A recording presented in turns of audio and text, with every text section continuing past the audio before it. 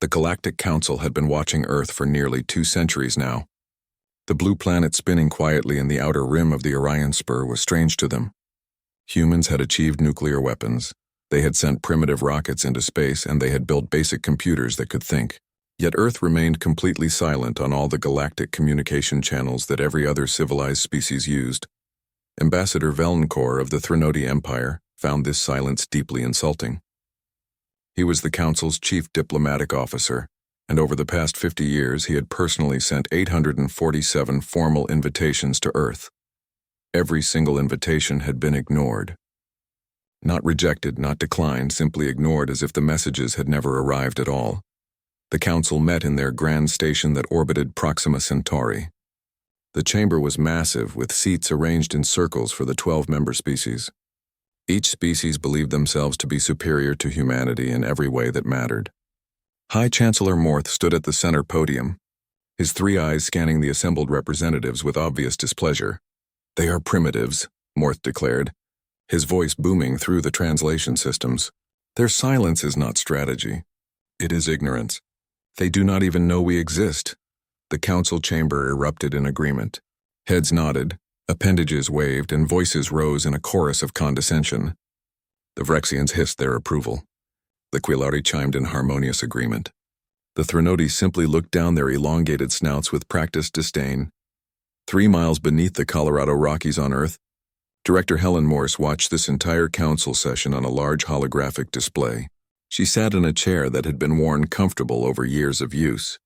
Her gray hair was pulled back in a simple bun, and her eyes were sharp despite her 60 years.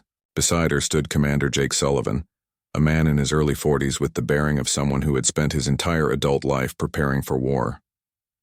"They're calling us primitives again," Jake said. His jaw was tight and his hands were clasped behind his back in a military rest position that didn't look restful at all. "Let them," Helen replied calmly. She took a sip from her coffee mug, which had the faded logo of MIT on its side. "How many stealth satellites do we have monitoring their systems now?" Jake pulled up a data screen with a gesture. Numbers scrolled past in neat columns. 2,416. "We've mapped every major military installation in Council space. We know their trade routes better than they do. We've cracked their communication encryption, and we've been reading their diplomatic cables for 30 years. Helen allowed herself a small smile. It was the kind of smile a teacher might give when a student finally understood a difficult concept. Then we continue to listen, and we continue to say nothing. The facility around them was enormous. It stretched for miles in every direction, carved out of solid rock during the early decades of the 21st century. Thousands of people worked here, and most of Earth's population didn't even know this place existed. The official story was that this was a geological research station. The truth was that this was the heart of Earth's real space program. On the surface, humanity went about its daily life exactly as it appeared. Cities bustled with traffic and commerce. Children went to school and complained about homework. People fell in love, argued about politics, and worried about their jobs. But in hidden facilities like this one, scattered across every continent, the best and brightest of humanity worked on projects that would make the Galactic Council's technology look like cave paintings. In Seoul, South Korea, Dr. Lisa Park was putting the final touches on the quantum displacement drive. She was a small woman in her 30s with quick hands and quicker thoughts. The drive she had designed could move a ship across the galaxy in days rather than months. The Council's fastest ships took weeks to cross the same distances. Lisa didn't think about the Council much. She just liked solving impossible problems.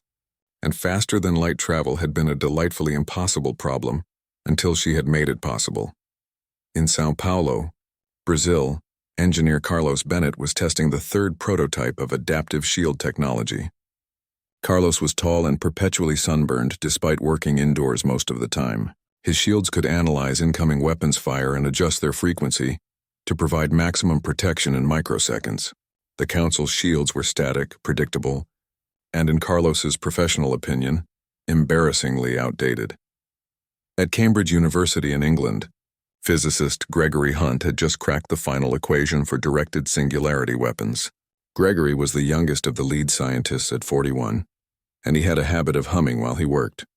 The weapon he had designed could create a tiny black hole, direct it at a target, and then collapse it before it became dangerous. It was, he thought, rather elegant. The Council's weapons were all based on particle beams and explosive missiles. They would never see something like this coming. These three scientists had never met in person. They communicated through encrypted channels that bounced through so many relay points that even the most sophisticated intelligence service couldn't track them. They didn't think of themselves as weapons developers. They thought of themselves as researchers pushing the boundaries of human knowledge. The fact that their research was being turned into humanity's defense was simply a practical application of good science. Back in the Colorado facility, Helen Morse reviewed the latest reports from all the research stations. Jake Sullivan stood beside her, reading over her shoulder. "We're ahead of schedule on almost every project," Jake observed. "The new shipyards on the far side of the moon are producing vessels faster than we projected." "Good," Helen said. She closed the reports and looked up at the massive display showing Earth from orbit. It looked peaceful, blue and white and beautiful. "How much longer do you think we have before they lose patience?" Jake considered the question carefully. He had been studying the Galactic Council's behavior patterns for 20 years. Based on their previous actions with other species, I'd say we have maybe 5 years before they decide to do something about us. They've been getting more aggressive in their rhetoric over the past decade. 5 years, Helen repeated. She drummed her fingers on the armrest of her chair. "We'll be ready in 3. "Let's aim for that." On the council station, Ambassador Velncourt was having a similar conversation with High Chancellor Morth. They stood in Morth's private office, which was decorated with trophies from a dozen conquered worlds. Not that the council called them conquests. They called them integrations or uplifts or protective incorporations. The meaning was the same. "How much longer must we tolerate this insult?" Velncourt asked. His patience, never his strongest quality, was wearing thin. Morth turned from the window where he had been gazing at the stars. "I will call for a vote at the next session. We have been more than generous with these humans. 2 centuries of patience is enough. If they will not join the galactic community willingly, then they must be taught the consequences of isolation." Velncourt felt a thrill of satisfaction. "Finally, action instead of endless debate. What do you propose?" "A demonstration of power," Morth said. "Nothing that would actually harm them, of course. We are civilized. But a fleet presence in their system. A clear message that they cannot continue to ignore us. If they still refuse to respond, then perhaps a small military action against one of their outlying settlements. Something to focus their attention." Back on Earth, in the hidden facility, alarms began to sound softly. A technician called out from her station. "Director Morse, we're picking up unusual activity at the Council's military shipyards. They're mobilizing fleet assets." Helen and Jake exchanged a look. They had known this day would come. They had prepared for it, but knowing something intellectually and experiencing it emotionally were 2 different things. "How long until they can reach us?" Helen asked. The technician's fingers flew across her controls. "If they're coming here, 2 weeks at their maximum speed." Jake straightened up. "Then we have 2 weeks to make our final preparations." Helen nodded slowly. She picked up her coffee mug and discovered it was empty. She set it down with a soft click. "Wake up the fleet, all of it. I want every ship ready to deploy. Contact Lisa, Carlos, and Gregory. Tell them we're moving to final operational status." "Yes, ma'am," Jake said. He moved to carry out her orders, then paused. "Helen, are we really going to do this? Once we show them what we can do, there's no going back to silence." Helen looked at the image of Earth on the display. Somewhere down there, her daughter was teaching at an elementary school. Her son was working as a civil engineer in Denver. They didn't know about this facility, about the fleet, about any of it. They lived their lives in peace because people like Helen made hard choices in the darkness. "They're forcing our hand," she said quietly. "We stayed silent to buy time to prepare. But if they come to our system with warships and threats, then the time for silence is over. We'll show them exactly what 2 centuries of preparation has built." Jake nodded and left to carry out his orders. Helen sat alone in the command center, surrounded by displays and data streams and the quiet hum of advanced technology. The Galactic Council thought Earth was primitive. They thought humanity was ignorant. They were about to learn the difference between silence and weakness. Earth had been listening for 200 years. Earth had been learning. And now, finally, Earth was ready to speak. The emergency session of the Galactic Council convened exactly 3 days after High Chancellor Morth made his private decision. The chamber was packed with representatives from all 12 member species, and the air carried the electric tension of impending action. Morth stood at the central podium with the bearing of someone who had already won the argument before it began. "We have been more than generous," Morth announced, his voice carrying to every corner of the vast chamber. "Earth has had 2 centuries to join the galactic community. Their continued silence is not neutrality. It is not caution. It is disrespect of the highest order, and we will tolerate it no longer." Ambassador Valancourt rose from his seat to second the motion. "I have personally reached out to Earth 847 times over 50 years. Not once have they acknowledged our existence. This is beyond mere isolation. This is an insult to every species represented in this chamber." The Vrexian representative, a serpentine creature named Scarthos, hissed his agreement. "They spit on our generosity. They mock our patience. Action must be taken." The motion to send a military fleet to Earth passed with 11 votes in favor and 1 abstention. The Quillari representative had abstained, citing concerns about provoking an unknown factor, but her voice was drowned out by the enthusiasm of the majority. Fleet Commander Zarthon of the Vrexian Armada received his orders within the hour. He was a veteran of 30 campaigns, all of them successful, and he approached this new assignment with the confidence of someone who had never known defeat. His orders were clear and simple. Take 200 warships to Earth's solar system, establish a blockade around the planet, disable their primitive satellites, demand an immediate diplomatic response. If they refused, he was authorized to destroy one of their smaller cities as an example. A small city, Morth had emphasized during the briefing. "We are not barbarians. We do not wish to slaughter innocents, but they must learn that ignoring the council has consequences." Zarthon had bowed respectfully. "It will be done, Chancellor. They will respond, or they will learn fear." The fleet assembled at the council's main military staging area near the Betelgeuse system, 200 ships, each one a masterpiece of council engineering. The smallest vessels were frigate-class ships that stretched 300 meters from bow to stern. The largest were dreadnoughts that measured over 2 kilometers and carried enough firepower to crack a planet's crust. Zarthon's flagship, the Crimson Judgment, was one of these dreadnoughts, and he walked its bridge with the pride of a craftsman, admiring his finest tool. "Set course for Earth," he commanded. "Maximum speed. I want to arrive before they have time to mount any pathetic defense." The fleet entered hyperspace with a coordinated precision that spoke to years of military drilling. They would reach Earth's solar system in just under 2 weeks. In the Colorado facility, alarms began blaring the moment the Council fleet entered hyperspace.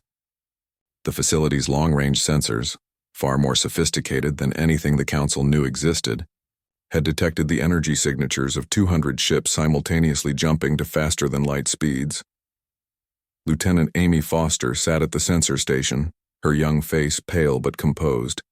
She was 26 years old and had been working at the facility for only 8 months. This was the first real crisis she had experienced. "Multiple hyperspace signatures detected," she called out, her voice steady despite the adrenaline flooding her system. 200 vessels entering transit. Projected destination is our solar system. Arrival time is 13 days, 7 hours. Director Helen Morse stood from her chair slowly, as if the weight of the moment had physical mass. She had known this day would come for decades.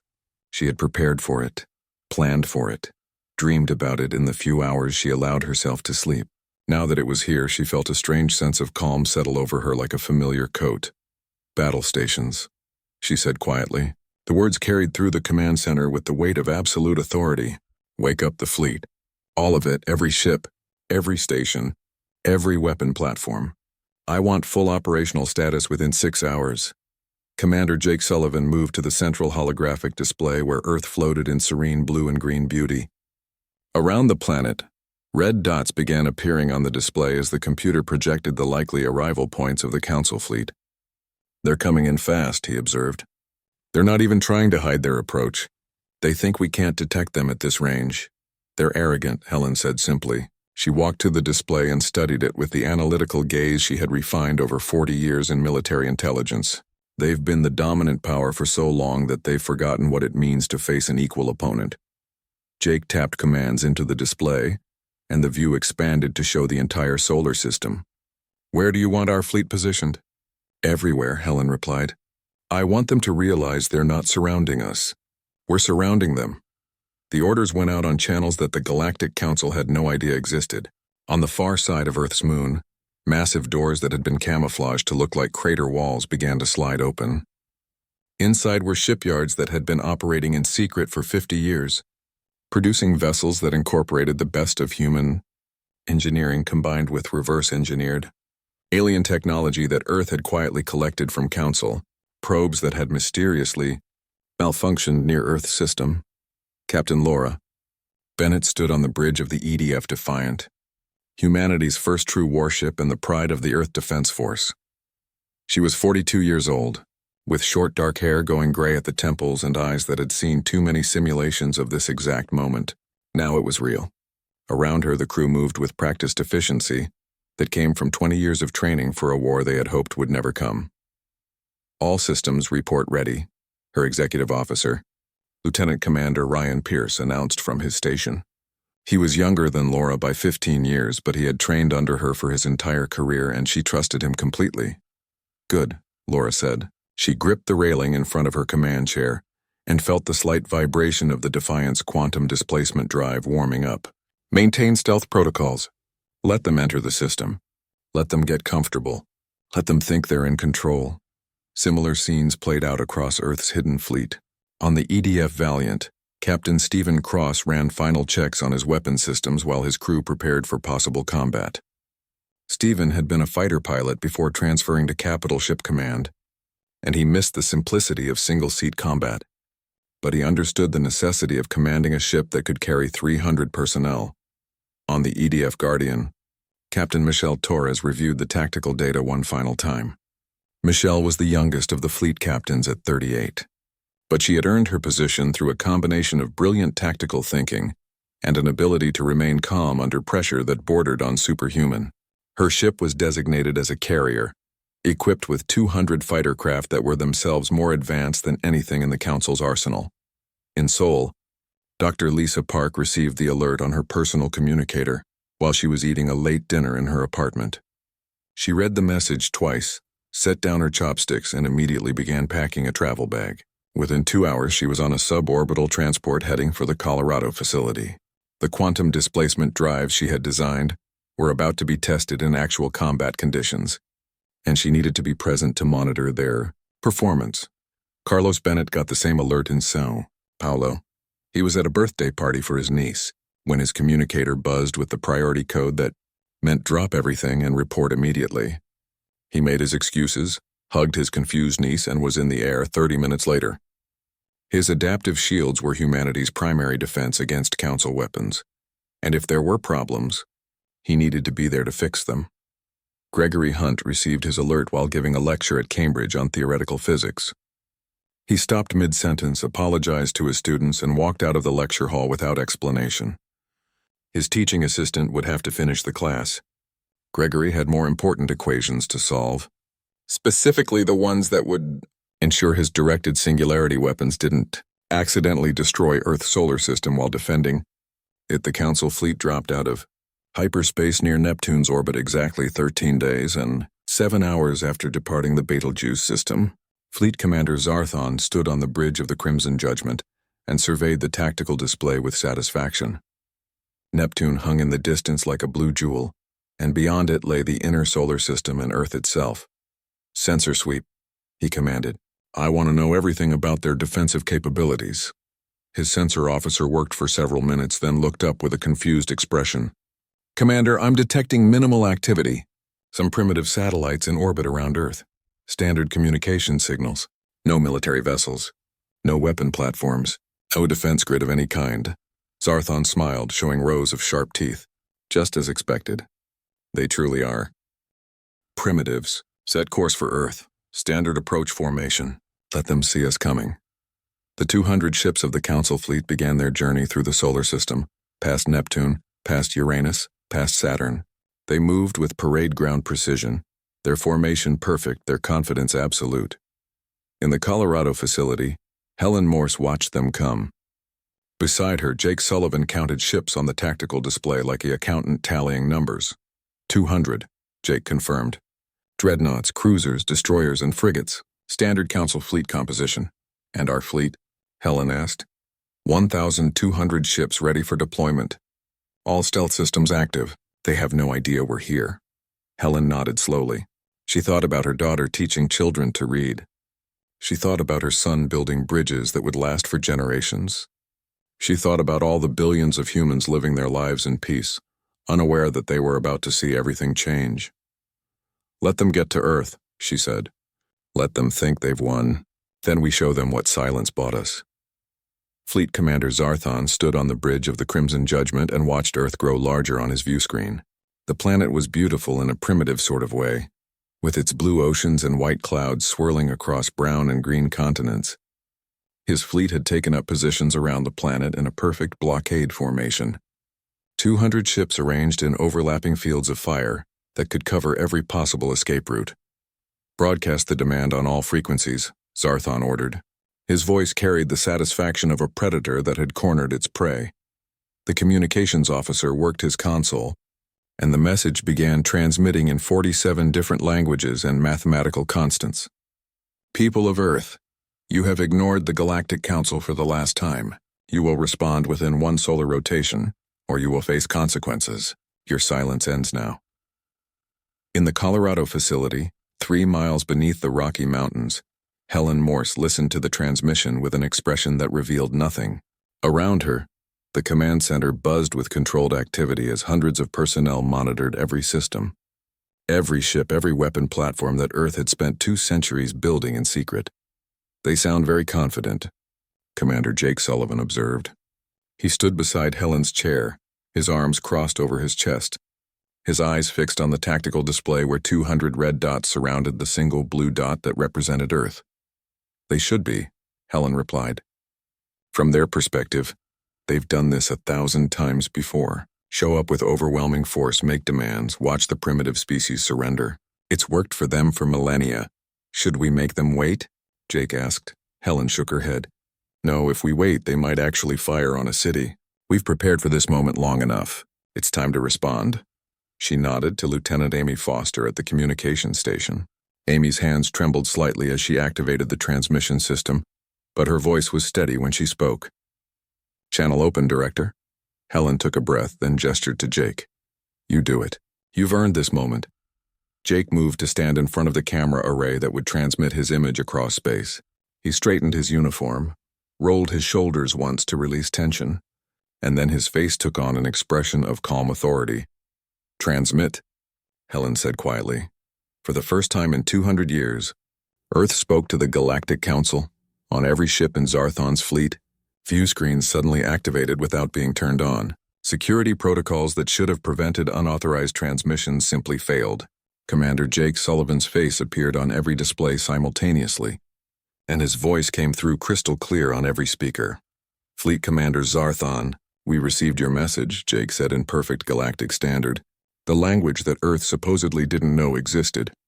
We have also received the 847 previous messages from Ambassador Velncourt, and the 1,200 messages sent before those. We have monitored every council session discussing Earth for the past 198 years. We have listened to every debate about whether we were worthy of contact. We have heard every insult, every dismissal, every condescending comment about primitive humanity. On the council station orbiting Proxima Centauri, Ambassador Velncourt felt his 3 hearts skip simultaneously. He stared at the view screen in his office with an expression of dawning horror. They knew. Somehow, impossibly, the humans had known everything all along. Jake continued, his voice calm but with an edge of steel beneath the courtesy. We chose silence not out of ignorance but out of wisdom. We preferred to observe, to learn, to prepare. You have now violated our solar system with a military force and issued threats against our civilian population. You have, to use your own legal terminology, committed an act of unprovoked aggression against a sovereign species. This is, according to Council Law subsection 47.3, a war crime. Zarthon recovered from his initial shock and slammed his fist on his command console. Your protests are noted, human, but you face 200 warships with nothing but words. You have no fleet. You have no defenses. You have nothing but a primitive species pride. Stand down and accept council authority and perhaps we will be merciful. Jake smiled. It was not a pleasant smile. Defensive grid theta decloaked now. In the space around Earth, reality seemed to shimmer. Then one by one ships began appearing. They hadn't jumped in from hyperspace. They hadn't moved from hiding spots. They had been there all along, invisible. Their stealth systems so advanced that the Council's sensors had been looking right through them without seeing anything at all. 100 ships appeared. Then 500. Then 1,000. The Council's tactical displays screamed warnings as they tried to process the sudden appearance of an entire fleet that shouldn't exist. Space stations the size of small cities materialized in orbit. Weapon platforms that bent physics in ways the Council's scientists would have said were impossible. Powered up with energy signatures that made their own weapons look like children's toys. On the Crimson Judgment, Zarthon's sensor officer stared at his display with an expression of absolute disbelief. "Commander, I'm reading 1,200 vessels. Energy signatures are off the scale.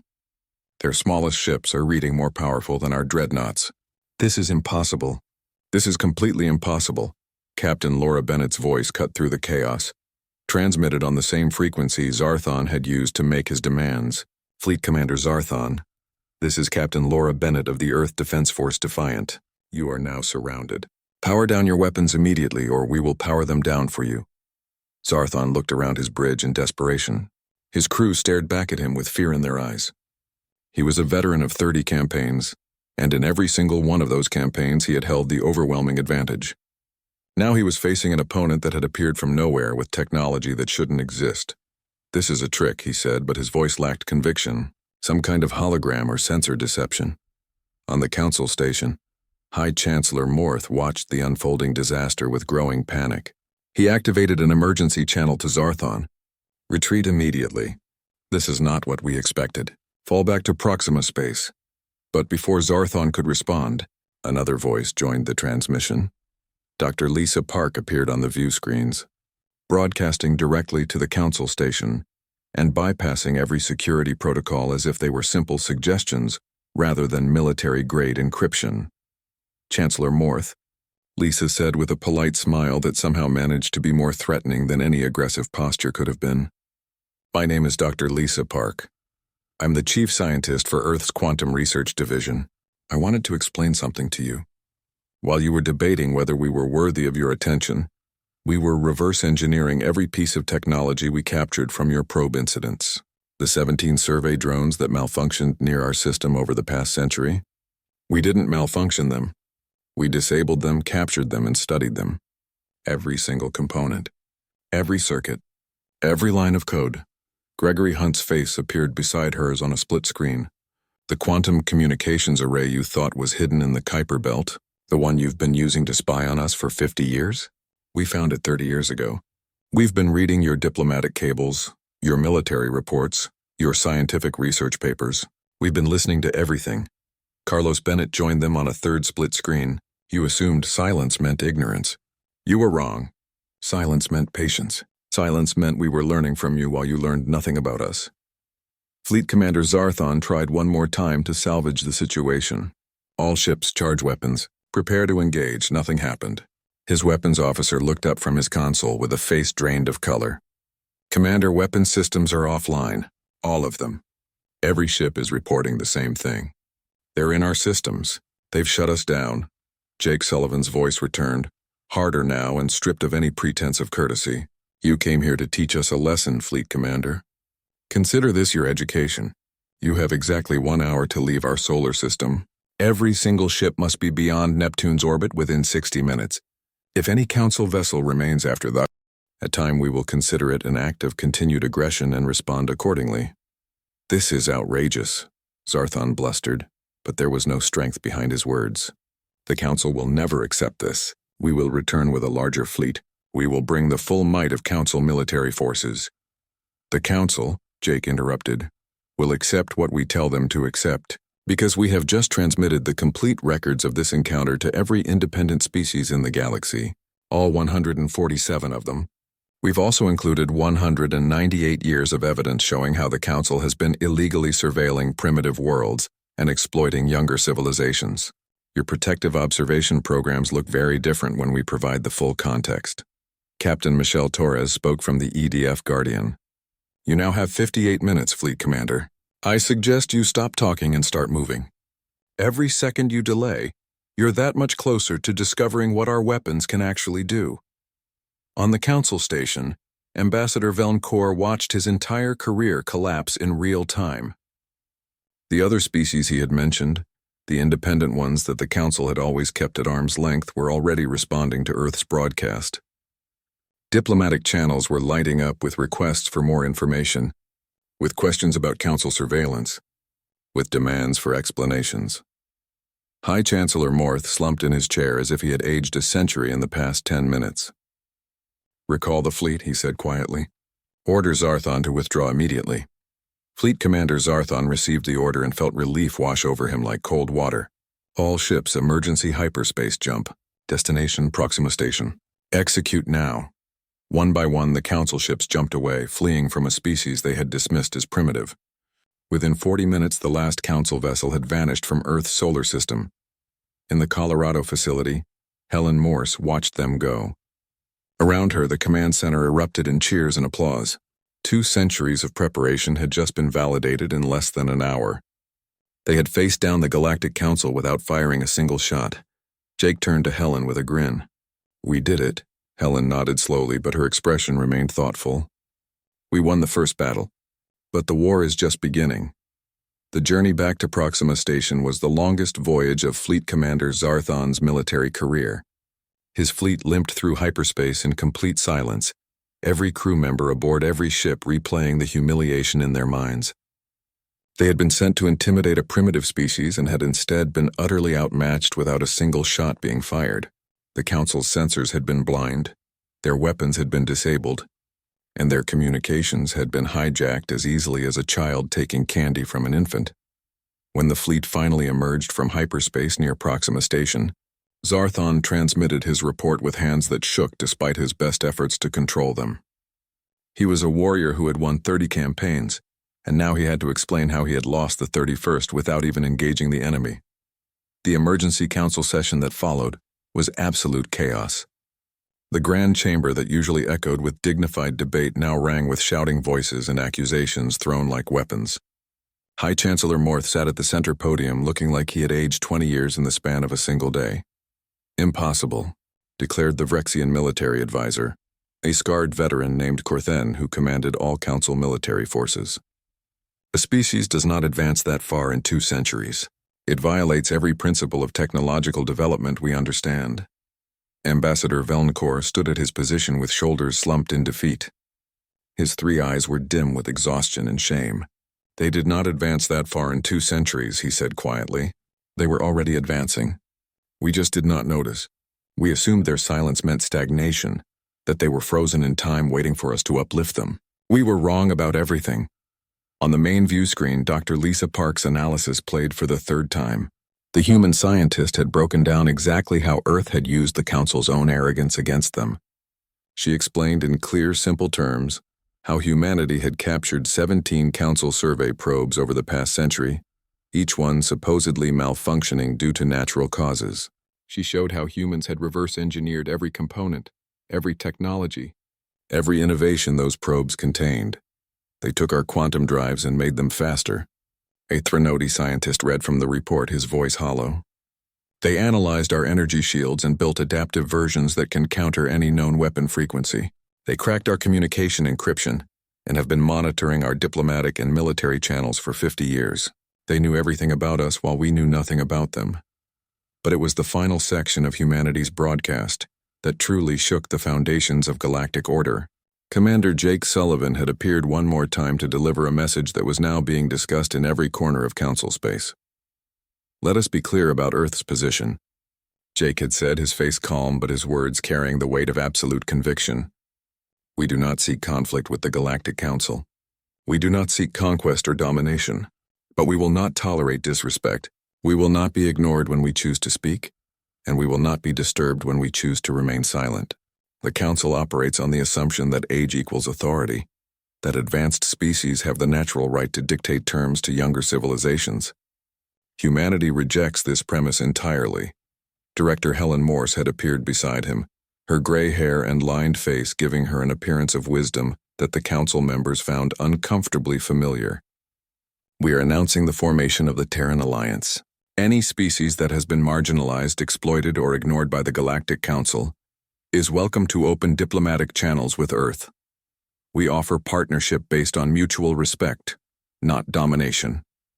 We offer trade agreements based on fair exchange, not tribute. We offer defensive pacts based on shared security, not subjugation. The reaction had been immediate and catastrophic for Council authority. Within 3 days of Earth's broadcast, 17 species had sent formal diplomatic requests to open communications with humanity. These were all younger civilizations, species that the Council had kept at a distance while deciding whether they were worthy of full membership. Species that had been made to wait decades or centuries in a probationary status while the Council debated their value. The Kelvin Confederacy was the first to respond. They were an aquatic species that had been petitioning for full Council membership for 80 years without success. Their message to Earth was brief and direct. We have watched your demonstration with great interest. We would like to discuss mutual defense arrangements. The Paxton Coalition followed within hours. They were a collection of 5 species that had banded together for protection after the Council had refused to intervene when pirates raided their trade routes. Earth has shown courage the Council lacks. We wish to learn from you. Then came the Dryker Unity, the Sylvani Republic, the Harmonious Collective, and a dozen others. Each one saw in Earth's actions a possibility they had never considered before. The Council was not the only path to galactic civilization. There were alternatives. In the Colorado facility, Helen Morse reviewed the incoming diplomatic requests with Jake Sullivan and the 3 lead scientists who had made Earth's technological advantage possible. Dr. Lisa Park sat with her tablet, scrolling through technical specifications that various species were offering to share. Carlos Bennett studied proposed trade agreements with the eye of someone looking for hidden traps. Gregory Hunt simply smiled like a teacher watching students finally understand a difficult concept. 17 species in 3 days, Jake said, shaking his head in wonder. We broke their entire power structure without firing a shot. We showed them an alternative, Helen corrected. The Council maintained control through the belief that they were the only option. We proved that belief wrong. On the Council station, Ambassador Velncourt met with High Chancellor Morth in private. The Chancellor's office felt smaller somehow, as if the weight of failure had physically compressed the space.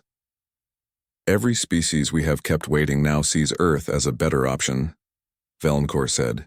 He was beyond trying to soften bad news. The younger civilizations are abandoning us. 3 Council members have already suggested that perhaps we should reconsider our approach to diplomacy. Morth turned from the window where he had been staring at the stars. His face looked haggard, his eyes sunken. What do you suggest, Ambassador? You know these humans better than anyone. I suggest we accept reality, Velncourt replied. Earth is not a primitive species to be managed. They are a peer power, possibly even a superior one given what they demonstrated. Fighting them would be suicide both militarily and politically. Half the Council would refuse to participate in such a war after seeing how easily they disabled Zarthon's fleet. Then what? Morth asked, his voice barely above a whisper. Then we negotiate, Velncourt said. Captain Laura Bennett sent a message this morning. Earth is willing to establish formal diplomatic relations with the Galactic Council, provided such relations are based on mutual respect between sovereign powers. They are not asking to join us. They are asking us to treat them as equals. Morth sat down heavily in his chair, an equal.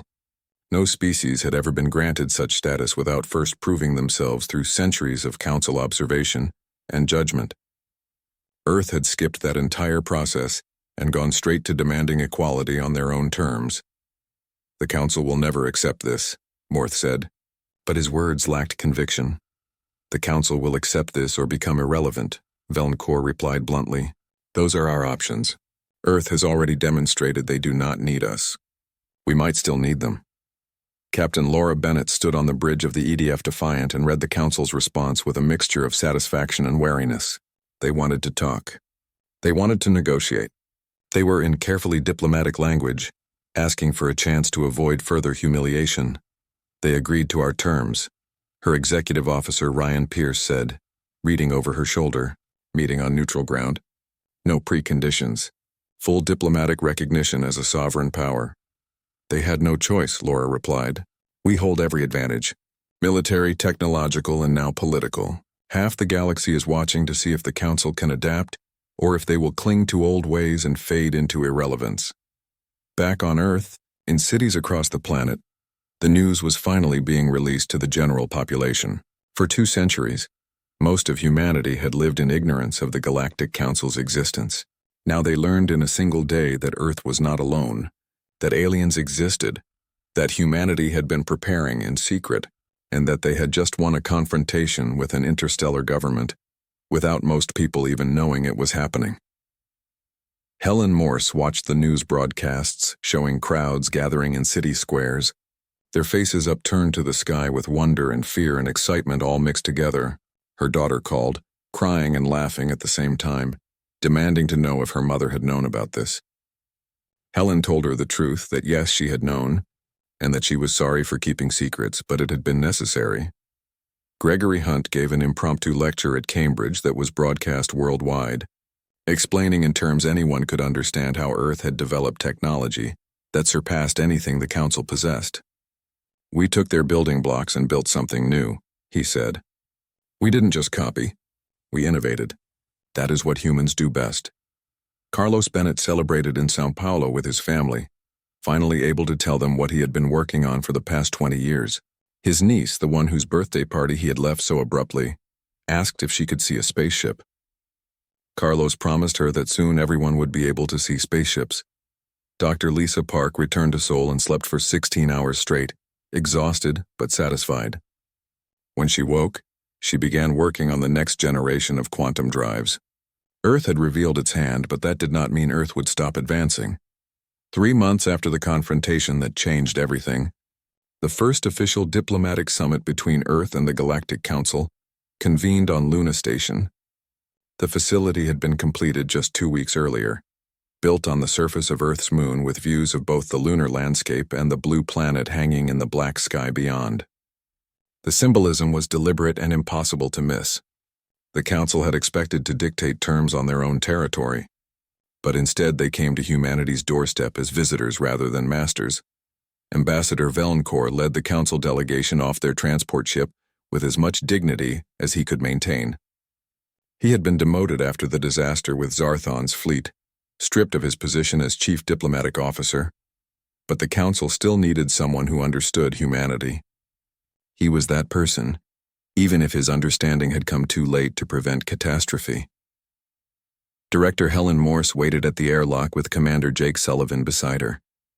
Both wore formal Earth Defense Force uniforms that were simple and practical, rather than decorated with the excessive ornamentation that Council officials seemed to favor. An honor guard of 20 personnel stood at attention behind them, each one representing a different nation from Earth's surface. "Welcome to Luna Station, Ambassador," Helen said, extending her hand in the human gesture of greeting that Velncourt had studied carefully before making the journey. Velncourt grasped her hand gently, careful not to apply too much pressure with his stronger grip. "Director Morse, Commander Sullivan, thank you for agreeing to meet with us. Your station is quite impressive. We built it in 8 months," Jake said with a slight smile. "We thought it was time to have a proper meeting place for diplomatic discussions. Please follow us to the conference chamber." They walked through corridors that were functional but elegant, passing windows that offered stunning views of Earth below. The Council delegation consisted of 12 representatives, one from each member species, and they all stared at the planet with expressions that ranged from curiosity to barely concealed envy.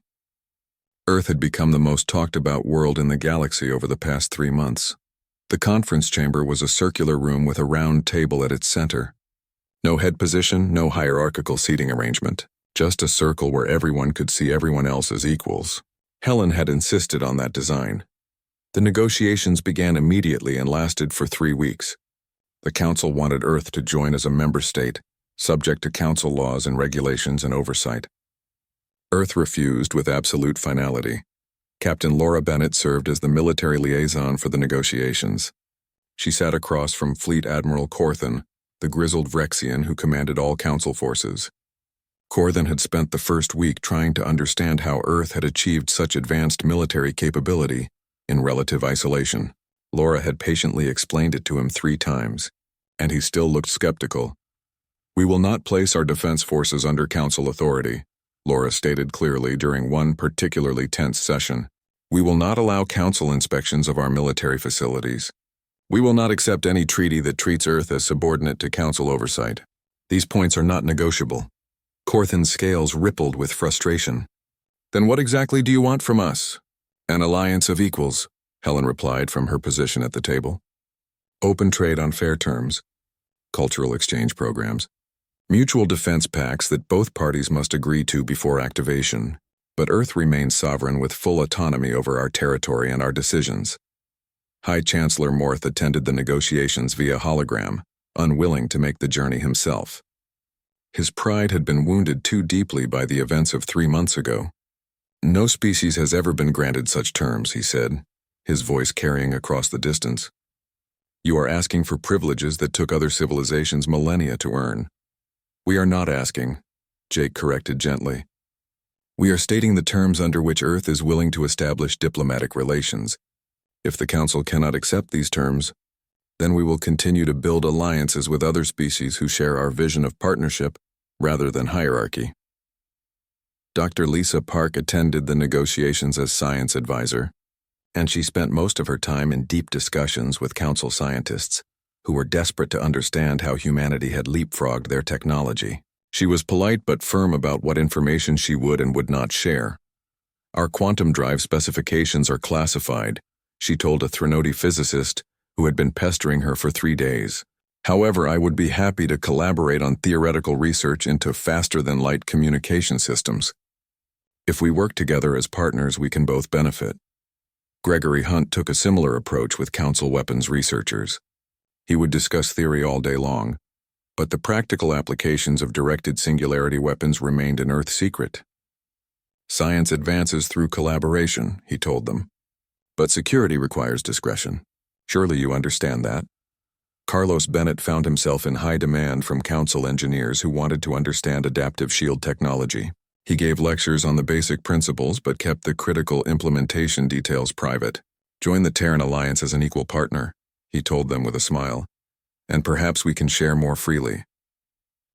The breakthrough in negotiations came from an unexpected source. Ambassador Pelnara of the Quillari Confederation was the youngest member of the Council delegation at only 73 years old. She had been the only one to abstain from the vote to send Zarthon's fleet to Earth, citing concerns about provoking an unknown factor. Now she spoke up during a particularly deadlocked session. Perhaps the problem is not Earth's demands, Pelnara said in her musical voice that reminded humans of wind chimes. Perhaps the problem is that our Council structure was designed millennia ago for a different galaxy. We built a system that assumes age equals wisdom and advancement equals authority. Earth has proven those assumptions false. Maybe it is time we evolved our thinking. Her words created a ripple of uncomfortable shifting among the other Council members, but they also opened a new avenue of discussion. If the Council could not change its fundamental structure to accommodate Earth, then perhaps Earth's relationship with the Council could be something entirely new. The Terran Accords, as the final agreement came to be known, established Earth as an independent sovereign power, with full diplomatic recognition from the Galactic Council. Earth was not a member of the Council, but rather an allied power with whom the Council maintained formal relations. Trade agreements would be negotiated on a case-by-case basis. Defense pacts would require mutual consent. Cultural exchanges would be encouraged but not mandated. 17 other species, inspired by Earth's successful negotiation, approached the Council with similar requests over the following months. The Council, weakened by the loss of its monopoly on galactic legitimacy, had little choice but to negotiate. The galaxy was changing, and the old order was giving way to something new. On the day the Terran Accords were signed, Captain Michel Torres led a ceremonial flight around Luna Station. 20 ships from the Earth Defense Force flew in perfect formation, alongside vessels from the Kelvin Confederacy, the Paxton Coalition, and 5 other species that had joined the Terran Alliance. It was a demonstration of unity and strength that made Council observers deeply uncomfortable. Captain Stephen Cross, now commanding the newly commissioned EDF Horizon, transmitted a message that was broadcast across the galaxy. Today marks the beginning of a new era, an era where young civilizations are not forced to wait centuries for recognition. An era where advancement is measured not by age but by capability. An era where partnerships are based on respect rather than dominance.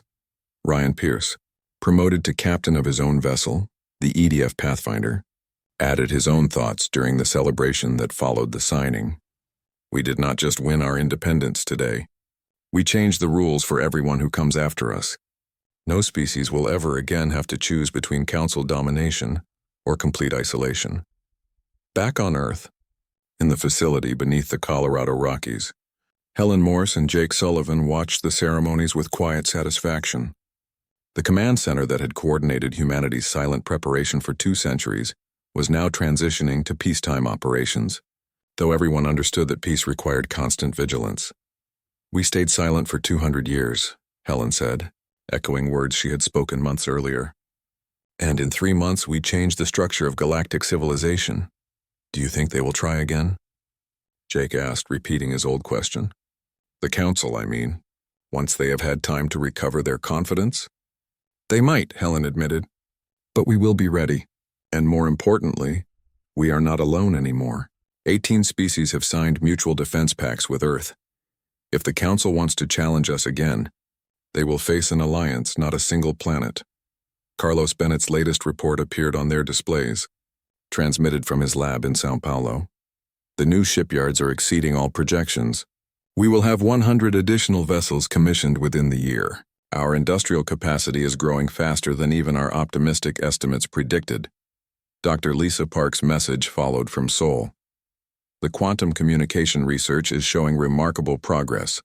We might have real-time coordination across light years within 3 years instead of 5, and the new research partnership with the Kelvin Confederacy is bearing fruit faster than expected.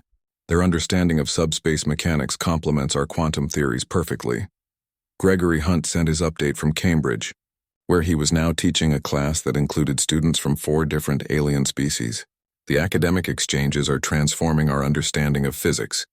Having multiple perspectives on the same problems is accelerating discovery in ways I never anticipated. This is what true collaboration looks like." Jake Sullivan allowed himself a rare laugh. "The council spent 2 centuries ignoring us while we became stronger than them. I almost feel sorry for them. Almost. They will adapt or they will fade," Helen said simply. "That is how evolution works, whether biological or political." As Earth's sun set over the Rocky Mountains, casting long shadows across the hidden facility, humanity looked to the stars not as hopefuls seeking acceptance but as equals who had claimed their rightful place through patience, preparation, and the courage to speak when silence was no longer wisdom. The galaxy had learned a lesson that would echo through the centuries to come. Silence is not weakness. Sometimes silence is strategy. Sometimes silence is the quiet that comes before thunder. And sometimes, the ones who say nothing are simply waiting for the perfect moment to speak words that will change everything. Earth had stayed silent until the Galactic Council crossed the boundary of disrespect. And when humanity finally chose to speak, the entire galaxy had no choice but to listen. The age of human isolation was over. The age of human influence was just beginning, and the stars themselves seemed to shine a little brighter, knowing that among them was a species that understood the difference between patience and submission.